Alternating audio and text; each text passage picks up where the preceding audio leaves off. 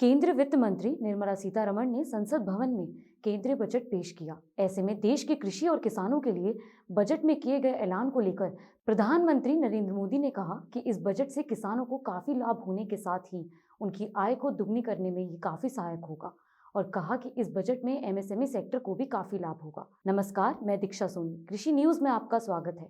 आइए नजर डालते हैं आज की कृषि से जुड़ी सबसे बड़ी खबरों पर। राजस्थान के मुख्यमंत्री अशोक गहलोत ने वीडियो कॉन्फ्रेंस के माध्यम से किसानों, पशुपालकों, डेयरी यूनियंस के पदाधिकारियों और ट्राइबल क्षेत्र के प्रतिनिधियों के साथ बजट पूर्व संवाद को संबोधित करते हुए कहा कि एनिमल हस्बेंड्री सेक्टर राज्य की अर्थव्यवस्था का एक्सेस है और प्रदेश की करीब 2/3 आबादी की आजीविका इस पर निर्भर करती है। ऐसे में क्षेत्र के महत्व को समझते हुए हमारी सरकार ने पहली बार अलग से एग्रीकल्चर बजट लाने जैसा ऐतिहासिक निर्णय लिया है, जिसके माध्यम से प्रदेश के कल्टीवेटर्स और पशुपालकों की समृद्धि और खुशहाली के लिए आवश्यक प्रावधान किए जाएंगे। मध्य प्रदेश के मुख्यमंत्री शिवराज सिंह चौहान ने कहा कि केंद्रीय बजट से राज्य सरकार को जिन गतिविधियों में लाभ मिल सकते हैं उससे संबंधित प्रत्येक विभाग व्यवसायिक कार्य योजना बनाए।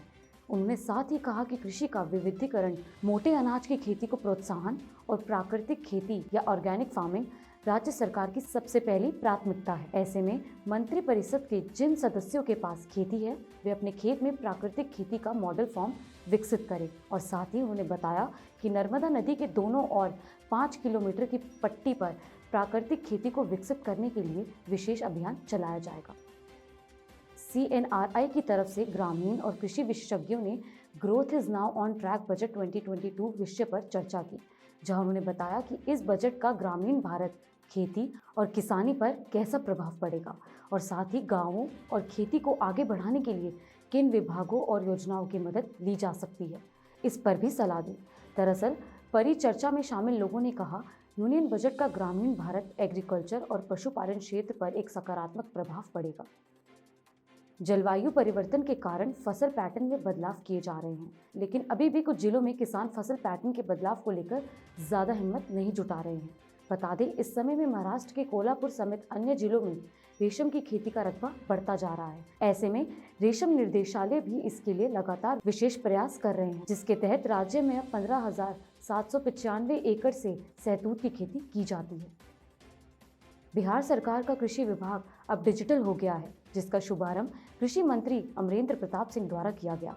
आपको बता दें, पटना के नया सचिवालय में बने बिहार सरकार की e-office system, online self assessment और PAR लिखने के लिए smart performance appraisal report recording online window प्रणाली को तैयार किया गया है, जिससे किसानों और अधिकारियों दोनों को फायदा होगा।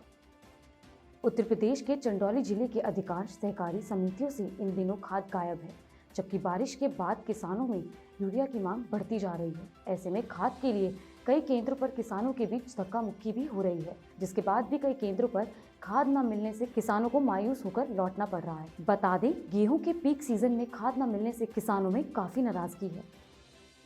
अगले 24 घंटों के दौरान पंजाब, हरियाणा और दिल्ली NCR के कुछ हिस्सों में हल्की बारिश होने की संभावना है, तो वहीं पश्चिमी उत्तर प्रदेश और उत्तर पश्चिमी राजस्थान के भी कुछ हिस्सों में हल्की बारिश होने के आसार हैं। अगर बात करें उत्तर पश्चिम भारत के कुछ हिस्सों की, तो वहां भी न्यूनतम तापमान में वृद्धि होने की संभावना है।